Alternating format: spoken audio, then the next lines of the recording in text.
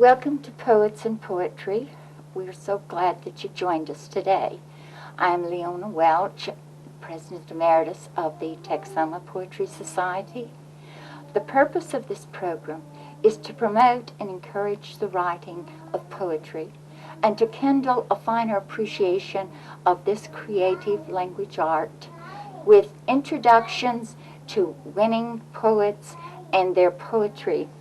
And I'm so honored today to have as my guest a poet, an award-winning poet storyteller who is equally comfortable on a back porch, an auditorium stage, or sitting in the floor with a bunch of kids in a classroom. From Henderson, Texas, and McCrady.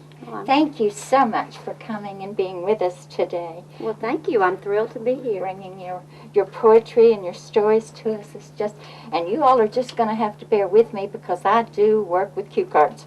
I can't remember all this stuff. I know that you live in the heart of East Texas Piney Woods. That's right. With your husband, Dr. Mike McCrady. Yes. Did you grow up in Henderson? I didn't, but I am an East Texas girl. I was actually born in Birmingham, Alabama while my father was in medical training, but we were just there a few short months and then moved to Longview where I grew up. But then I ended up in Nacogdoches for college and then to follow Mike to medical school in Houston and then training in Dallas and then back to Henderson. So I made a small circle around East Texas and have stayed there all my life. So traveling is not really new to you No, right now. not. I've read that you grew up writing your stories and poems and songs. Tell us about your childhood and how it has influenced your writing. Okay. Well, it has been a lifelong journey. There's a story about me that at 22 months, I could recite 22 nursery rhymes. Whoa. And at that time, my grandmother apparently said, she'll be a writer. Well, of course, I didn't know about that. But I cannot remember not writing poetry. I can't remember not writing stories. And as a child, I wrote them for gifts. My mother still has hanging on her wall several of the early ones. But probably what encouraged my dedication to writing so much was that when I was a small child, I had really severe asthma. In fact, I had severe asthma till just a few years ago. And so I was by myself a lot at home. I would miss 30 or 40 days of school a year. And so I was in my bed and short of breath. And so writing became my language. And that's really when I wrote with intention. I was a kind of a spiritual kid, and so I wrote Dear God letters and poems and stories and songs, learned to play the guitar and began composing songs for that. And so as I came into adulthood, I continued my writing, and it took different forms, but it's always been with me. Oh, how interesting. Well, we're kind of jumping a bit, but what is your educational background? Well, I really believe, we hear a lot about left-sided brain and right-sided brain, and I am lucky that I enjoy both sides. I love math and science, have always loved school, love learning. And so when I got to college, I considered English, but I loved math and science, and so I majored in chemistry. And had plans to use that to go into the Peace Corps. At that time, chemists and biologists were in high demand, and Mike was a biologist. But he decided to go to medical school, and I decided to be a support person for that. And so I took my chemistry degree and worked at MD Anderson for a little while, and then went on to tutor math and science at home in my town. I'm sort of known as the tutor. And then I actually was Mike's administrator at his doctor's office for a long time, 12 years. And when he joined a big group, he said to me, if you're going to write and speak full time, this is your cue. And it was. Oh. And so I retired from his office in 1996. That was 10 years ago, and I've been writing and speaking full time ever since. A mutual support system. Absolutely. I supported him, and when it came time, he was ready for me to go. Oh, how awesome. What inspires you most to write? I think the idea that the arts and poetry, and for me, oral story in particular, but the arts are our reminder, I think, of the spirit in us. We all have to make money and have jobs and go about the daily things of our lives, but I really believe in the arts, and so artists inspire me. I like to listen to all kinds of music, from Celtic to country and western, classic, rock and roll, folk. I love visual art. But in particular, before I write, I always read for about 30 minutes, and I read other poets. And I think there's some kind of language of poetry that kind of kicks something off inside me, and I began to think that way. And so I always read for a while before I write. That's interesting, because I get a lot of inspiration myself from reading and listening to other poets. Do you write every day? I do. I'm an early riser, and I'm also an outdoor person. My home is in a wonderful place with 100-year-old oak and pecan trees and glass across the back. So it's like I'm outside all the time, which is just fine with me. That itself would be an inspiration, wouldn't it? It's well, when I read these ads of poet retreats, or where you can go away, I always think, I don't know that I'd find any place I like better. I have my own. Obviously, then, this could be said to be your favorite place to go and write. It is. I usually get up about 5, and I read for about 30 minutes, and then I have a chair beside the window, or I go outside when the weather's nice and it's just becoming light, and I write for a couple, 3 hours every morning.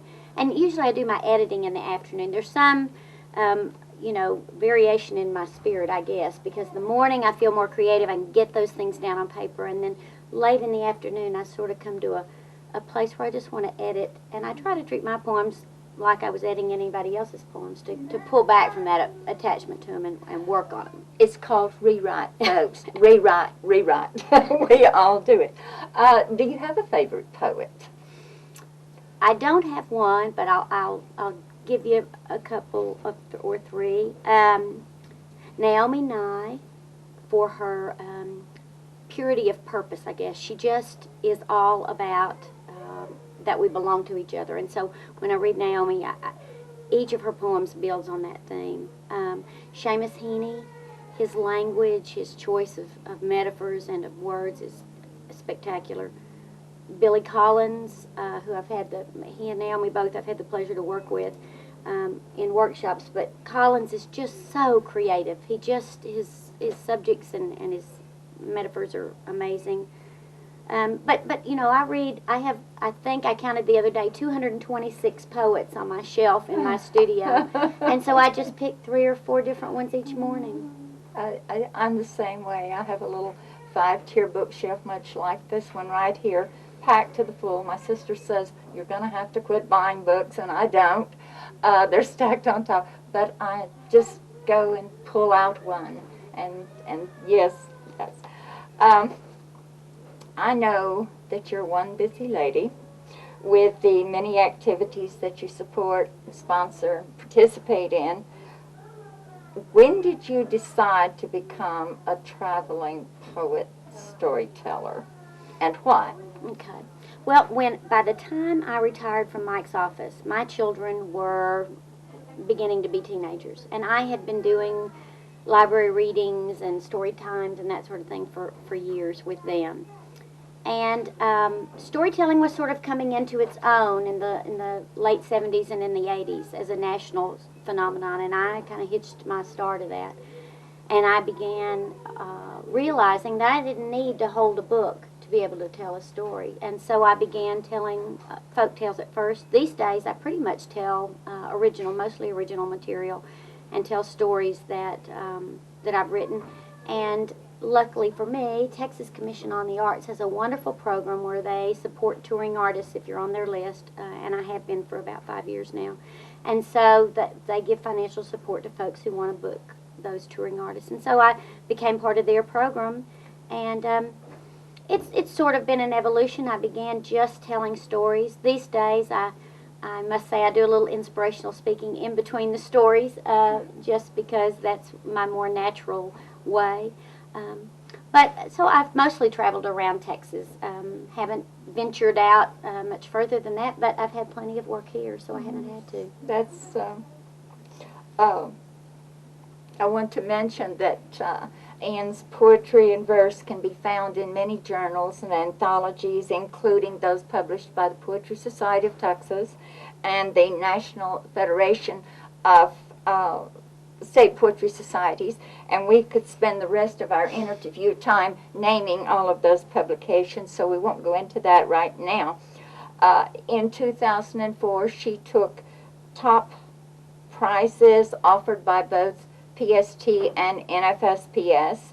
The coveted National Founders Award paid her $1,500 in publications, and the competition is really stiff there. Her storytelling has been featured at the Texas Storytelling Festival and the National Storytelling Conference. Let's talk about your book publications. Okay. In 2003, you won the prestigious Edwin M. Eakin Book Award, published by Eakin Press of Austin, with your manuscript Along Great House Road. I've never heard you say what inspired the book title. Okay, well, that book, when you put together a book manuscript for a contest, as that was, I think it's really important for the poems to hold themselves together. That is, for there to be, if not an overt theme, at least something that gives the reader an idea about what's in that. And so my decision was to write or to gather a collection that would be an affirmation of how I got here, what Naomi Nye calls the fuel that makes us who we are. And that was East Texas and Texas. So when I began gathering the poems, that was my intent. Mike has some family at Waxahachie, and there is a Great House Road. And so I began thinking about that, and I met a person in East Texas whose last name was Great House Road, and I thought, what better name? Oh. But as it turns out, Great House Road is a very common name throughout the South. Oftentimes, the big house on a plantation was called the Great House. Right. So the road through the plantation might be called the Great House Road. I didn't know that until I began doing readings with the book, and I've had so many people say they knew of another Great House Road. And so for me, that was wonderful because I wanted the book to not just be one that could be enjoyed by Texans, but by lots of people. Exactly. And so the title was much more universal even than I realized. How interesting. Did you write specifically for the manuscript, or was this a collection of previously published poems? It was sort of a combination, and as I find that a lot of people do that when they begin a manuscript, I had some poems that I felt fit together because they were about my heritage of East Texas is a very southern culture. Mm-hmm. And so there were several poems like that, and so I gathered those as sort of the beginning, and many of them had been published. Collections are a great way to reuse published material because so many places want you to send unpublished work. So that was a good thing. And then I began writing to finish the book, I guess. So I wrote to finish it. So to both ends. Yes. And you now have a CD I do. of Along Great House Road. Oh, I found adding poetry and music. Tell us how you came to do that. Well, a couple things were happening to me. One was as I traveled around doing readings of the book, and people would purchase the book, and then I would talk to them later, and they'd say, "Oh, I love your book, but I love it better when you read it." So I began, and as a storyteller, I really enjoy reading poetry as much as I do writing it, and so I began thinking about having those requests for me to read. Also, have been doing some workshops, some writing workshops called Art to Art, where I have participants write to visual art or write to music in response. So I decided I would record the CD, and I must say, in thanks to PST and to NFSPS, the $1,500 was my investment in the CD, and so that's how that came to happen, and I kind of came full circle. I produced it I have a publishing company called InSpiritry, And so I produced the CD, and as we began to work on it, the studio suggested perhaps I should put music to it. And so we spent the better part of a month matching 40 different pieces of music to 40 poems. And it was a very interesting, and I think something poets could think about, to think, what is the soundtrack to this poem? Is it acoustic? Is it folk? Is it classical? Is it piano? Is it sax? And to push yourself to really know a poem well enough to know what the music is supposed to be behind it. So it tracks just like a music CD, and all 40 songs are different. They're all instrumental. And so it has just been a wonderful project, and so that's been my latest scheme. Oh, how exciting. You have another book, Kevin and the Seven Prayers. Did this come before or after winning the book award? It came first. It came as I was forming my company, InSpiritry, in 2002, and this little narrative came to me, and I worked so hard on my poems, but I must say this little narrative came almost as a gift. I hear people saying that about poetry, and mine don't come that way, but this narrative did. It's a parable, so just with any other parable, you know, the characters aren't named and developed so much, but it's I don't want to give away the plot. But it is the story of how our losses can make us stronger, and how in the act of any service. Anne is an avid supporter of social justice, cultural arts, and education. She is well known for her outreach to young persons, and in 1995, those efforts earned her the Rusk County Chamber of Commerce Outstanding Young Woman of the Year. And she's still outstanding, let me tell you. 2 final questions. Okay.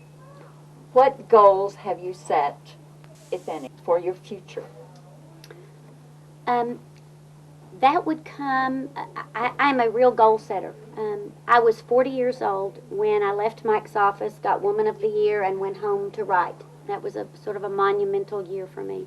And within months was published or had won contest for PST and my local group. So the sign was there. It's been 10 years. I'll be 50 this year. And what I really would like to have happen in the next 10 years, it seems that my 40s were about my self-actualization, that becoming the poet that I thought I was supposed to be. But I really want the next 10 years to be more about the message than about me. That creativity is our most holy act that we do, that each of us need to feed the spirit. And so I hope that my stories and my poems, my publications, the programs that I do, and some philanthropy that I do under that umbrella of InSpiritry will widen its circle beyond me and go to work in the world. Those are worthwhile goals, I would say. Final question. What advice would you offer to would-be poets or storytellers? What kind of advice would you offer someone and I know you've heard people say this, I could never be a poet. I think there's a poet in every one of us, but I would like to hear your advice.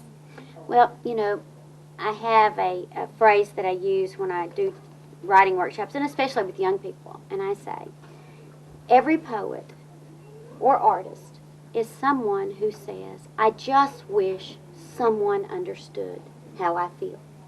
So if you've ever said that, if you've said it in sadness, if you've said it in anger, if you've said it in exhilaration, then you've already come the greatest distance, and that is to have your heart open enough to want someone else to connect with you. So if you've ever done that, you're already an artist. I would say the next thing is to realize that, like anything else, there are tools and skills that take that art to a place where it can be enjoyed by other people. And I don't think you can, art is not an isolated activity. It requires an audience. It requires a connection. So I would encourage people to seek the skills and the craft that will take it. I have so many poets say, I just write for myself, and I want to say, oh, wonderful, but share it. And so you have to have that craft, and that takes work. It's just like carpentry or any other, skill. And then the third thing I would say, and this I think keeps good poets from being great poets, and that is to believe enough in your work that you're willing to invest in it with time, sometimes with money, certainly with energy. If it's worth so much to you, then your, as I tell people at church, your checkbook and your calendar ought to prove that. And so if you're not willing to invest in your art, then who else is going to be able to? So I just say, once you've got there, give it what it deserves. Give your art what it deserves, and it'll feed you. Absolutely. Thank you again so much for coming and doing this. You're so appreciated. I hope that you will stay with us as we go to the meeting of the Texoma Poetry Society and Poetry by McCrady. Thank you for having me. Thank you. Welcome to the Texoma Poetry Society. We are a chartered chapter of the Poetry Society of Texas and an affiliate of the National Federation of State Poetry Societies. Our chapter meets monthly, except July, on each first Saturday at 2 p.m. here at the Sherman Public Library. Friends of poetry are always welcome, if just to listen or share your poetry as well. We hope you'll always feel free to join us. For those who may not know, I'm Leona Welch, President Emeritus of the Texoma Poetry Society.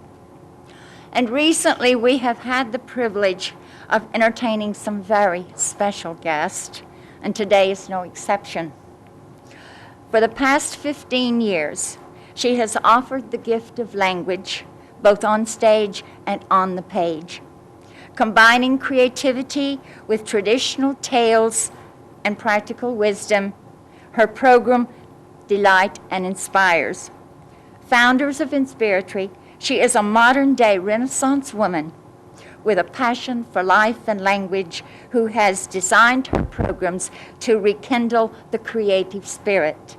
It is an honor to present this award-winning poet-storyteller from Henderson, Texas, Anne McCrady.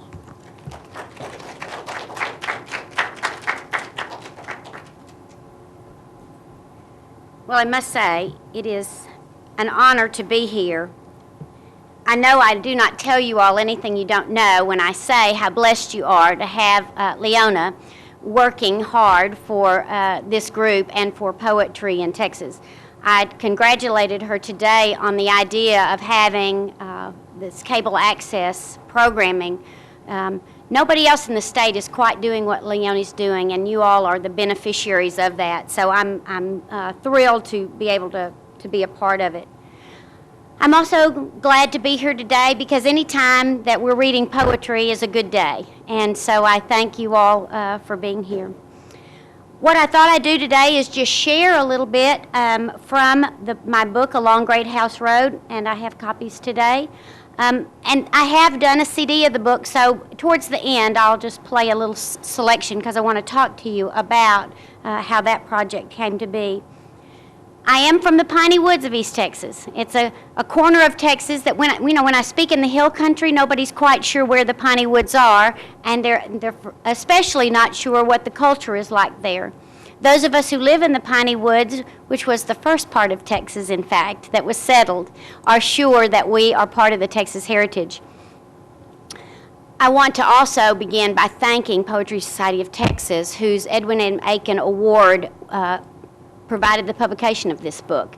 Aiken Publishing in Austin did the book, and Ed Aiken was a great lover of PST, and so each year there's a manuscript award contest, and so in 2003 the book won, and so that's how it came to be published, and so thanks are due to that organization. Well, when you begin to put together a manuscript for a book, I think it's real important to think about what's going to hold that book together. I don't know about you, but when I pick up a poetry collection, I kind of want to know what to expect. It's hard for me when poems jump all around and I can't find a thread. And so when I began to collect the manuscript, I wanted to have an intention about it. And so I decided, one of my favorite books is Seamus Heaney, who is an Irish poet, and his first book was called Death of a Naturalist. And it was about leaving the farm, the death of sort of naivete, I guess. And he wrote about the farm. And so I decided the fuel, Naomi Nye says, what fuels us we put under our tongues, and no one sees what that is. And so what fueled me was East Texas. And so I decided to sort of write a tribute. I certainly write a wider scope of poems than just East Texas poems, but I thought it was important for me to stop and say yes to where I'd been and to the people of East Texas, and so that's what I did. And so I'll share some of those thoughts with you, and hopefully you will feel like you visited East Texas. Now, in East Texas, we have some things that are just part of the conversation and the thought process of living there. Things like family, spirituality, the weather, the seasons, and you'll hear in my word choices connections to all those things throughout the book. Well, let's begin. The first poem I want to read you is near the beginning of the book, and it's called Sacrament. Many of you may have rituals in your family, things your children or you remember from when the family was together, things that happened year after year that marked the year. This is about one of those. Sacrament. Late January until early March, like the toss and roll of a ship, the weather comes in fits and lapses. Winter's end, spring's beginning. These are the days of holding on, of wanting and needing, of waiting it out. If there is an end of the year, this is it. The intermission, nothing doing, the Sabbath season.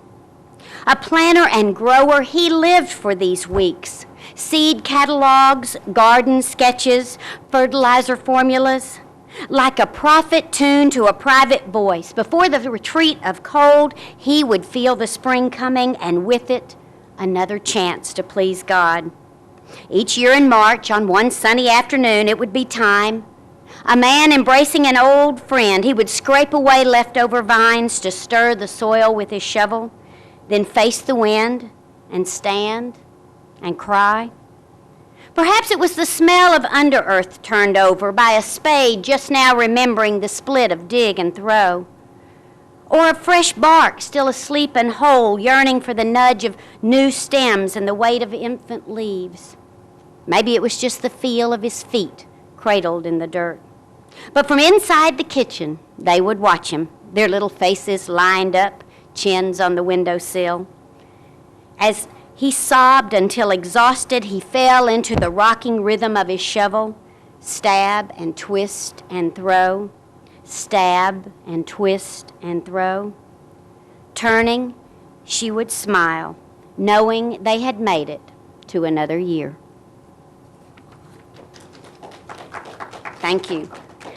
Now, I have to admit here that I was not born in Texas. My father was a surgeon, and let me just put that out there for you. My father was a surgeon, my husband is a family doc, and I have a daughter in medical school. So I have danced all around medicine. But I was born in Birmingham, which is sort of my tie to that. I am a Southern girl at the end of the day. And so this poem is a tribute to the way I get my Texas stories as a storyteller. And it's called Historian. Maybe you, I'm sure you do, have someone in your family who is sort of the keeper of the stories. I have become that in my family. And so this is about a woman like that. Her folks had come from Maryland and Ireland before that, though she thought she remembered whispers of Indian mix. None of it did her much good, stranded at the end of a genetic thread in central Texas where ranch brands are burned into people's hearts 5 generations deep. Where saying you moved here 30 years ago, even if that was as fast as you could get here, didn't mean much. So she robbed stories from the graves of Texas ranchers and sharecroppers long gone, sat at the bony knees of the few still left alive to tell about it, and soaked up their memories like drought cracks after a rain. Later, wearing their history as her own at Christmas and reunion time, she told us how it had been. The summer scorchers and late winter storms, the weddings and funerals, riding up high in the wagon to the cotton gin, being lowered into the well to clean it, meeting the president the same day it hailed baseballs in the fields. She told it all, and we, her children's children, breathed in every word as truth and thought we had always been in Texas.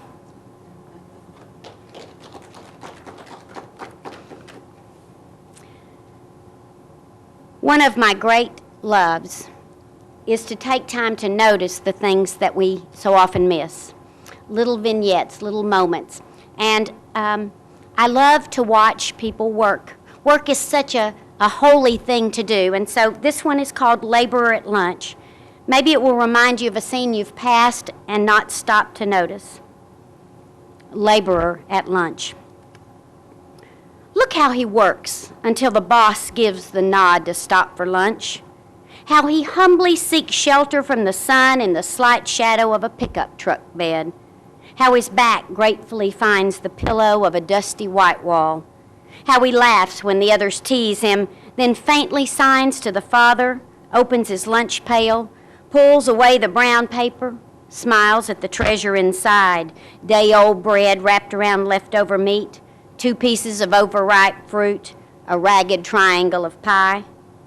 See him take the sandwich in his fleshy hands like a blessing, open the fruit skin slowly with his teeth, drink its juice like wine, balance the wedge of pie crust, savor the texture of the filling. Watch him close his eyes to rest as he quietly offers a stray mother dog his last blessed bite.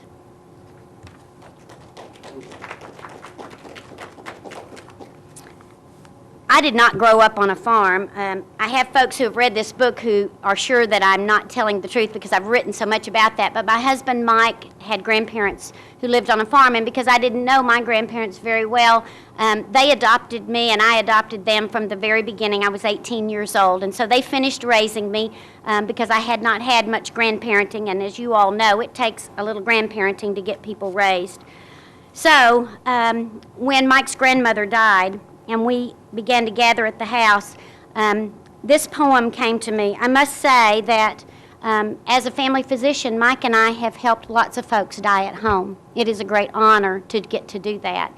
And I have, I just have ardor, I guess, for that moment of letting someone go. And I believe that we should all honor that. This is called Granddaughters, and you may recognize someone you know. They gather like storm summer clouds for a family lunch after the graveside service, lapsing into stories no one has told for years, raining assertions about forgotten details until someone raises the question they are all pondering. Now that she is gone, who will get what? One asks for the cut glass vase that has been in the family for years. She wants to have it appraised, she announces. Another one claims she was promised the dusty albums that hold peeling photographs of wheat farmers, Sunday school teachers, and young men home on leave. The one who lives close by will move her 3 rowdy children into the tired pink brick house and take everything else no one wants. While they throw lots, cut deals, the quiet one wanders beside the windows, strokes pillowcases and sofa backs, reads old letters, rattles cookie sheets, lifts biscuit pans, fingers recipe cards. Finding herself at a sink of forgotten dishes, she discovers the inheritance she is looking for and rescues the tarnished spoon and melamine bowl she lately held to offer soft swallows of homemade ice cream as a best last supper for her oldest, dearest friend.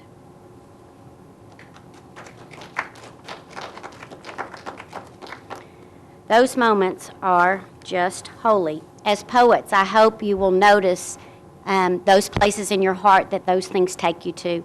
I absolutely believe that our best writing comes when we open our heart wide open to the truth and the hurt and the joy. This is a little bit out of order chronologically, but next in the book called Leaving Isabel. It's a poem that I used as an opener for a story that I told at the Texas Storytelling Festival. And it is, again, about Isabel and one of my last visits with her before she was sick. Leaving Isabel. Late in August, I climb under her chicken wire arbors through tangles of fuzzy vines spiked with the twisted points of sun-crisp leaves. On this last day together, we have come out to scavenge for the remaining ripe tomatoes. Carrying a plastic bucket, she leans against her garden stick while I hand up the leathery lobes, leaving behind the ones visited by bugs or birds. A few choice ones I keep, sucking the warm, sweet juice through slits I bite in the scarlet skin, mashing the seeds against the roof of my mouth with my tongue. I memorize the moist sensation, the weight of afternoon sun and the smell of soap and soil, the shape of her slight smile and the low sliver of last night's orange moon. Settling in next to her in an old metal chair that springs me up and back in a happy rhythm, I imagine myself always here, as much a part of her life as chickweed or hummingbirds or the heat. She shakes her head and smiles, knowing in my sticky silence I am pulling words out of the still evening air like plum tomatoes, gathering poems I will write later when summertime and Isabel are gone.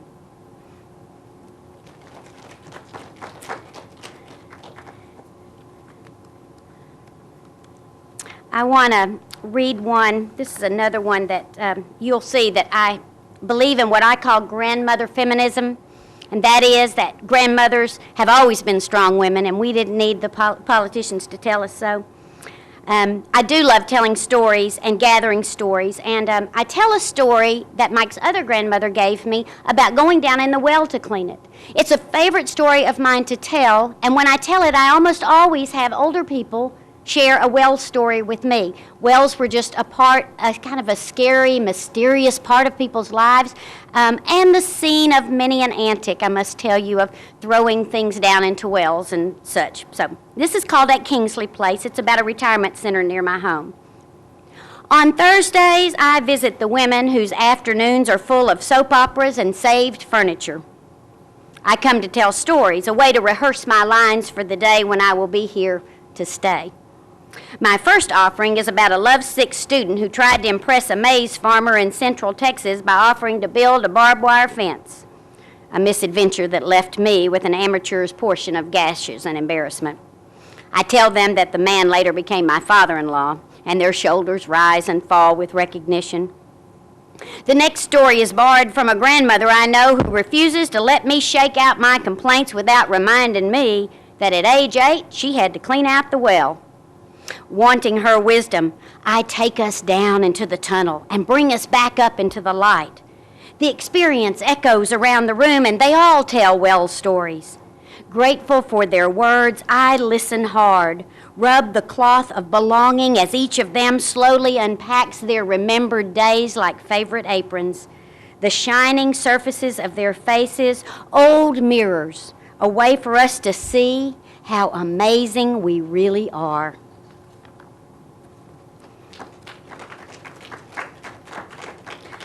I want to read one now, and I'm going to show it to you on the page as a way to remind you that there is something called the prose poem, and it is written in a block. For those of us who love narrative, sometimes it can be a very freeing form because we just write, and it's all about the words then, not so much about line length, although I believe line length is a great thing to add to a poem. But this is a story, and so I want to share it with you in that way. The Dare.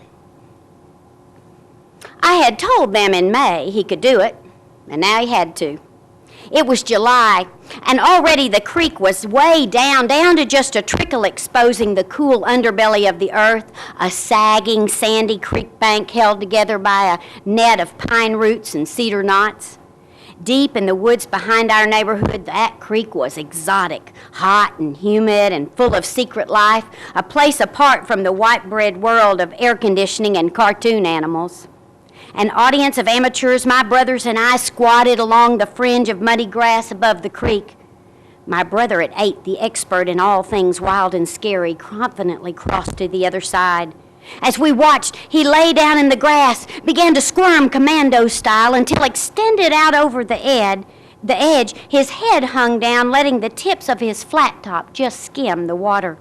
Studying the curls and eddies like a predator, he slipped one hand loose to drop the bait, a bit of bacon in the shallows near the bank beneath his face.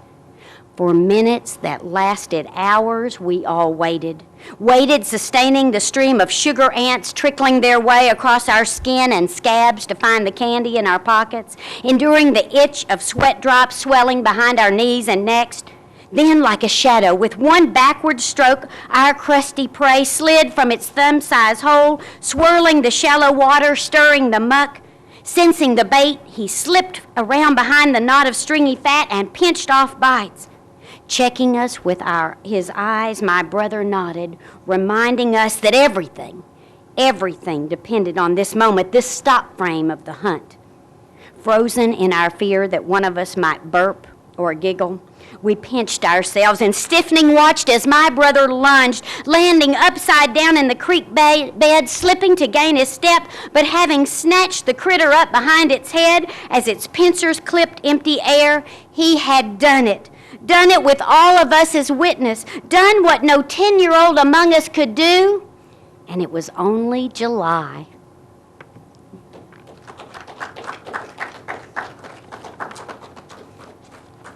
I want to finish reading from the book, and then I have just a couple more poems that aren't in the book. This one is a poem that appeared in Texas Observer. Naomi Nye is the poetry editor for Texas Observer. Any of you who are members of Texas Observer have read that poetry page, and this was back in 2003, just about the time before the book came out that this appeared. Native Daughter. You know, before I begin, I must tell you that one of the most universal experiences in the entire world is 6th grade. Do you remember it? It just was awful. And so I like to draw on that time in our lives. You've got a 13-year-old. Just being 13 is just hard work. And so this draws on that metaphor. Native Daughter. Driving north and east, I come to the place where the imaginary edges of 3 states shoulder up beneath long pine shadows, and I feel the butterflies begin. Leaving Texas for whatever reason is always risky. Like crossing the room at a 6th grade dance, the line of boys on the other side full of possibility, rejection. My life with its phone calls and appointments, routine,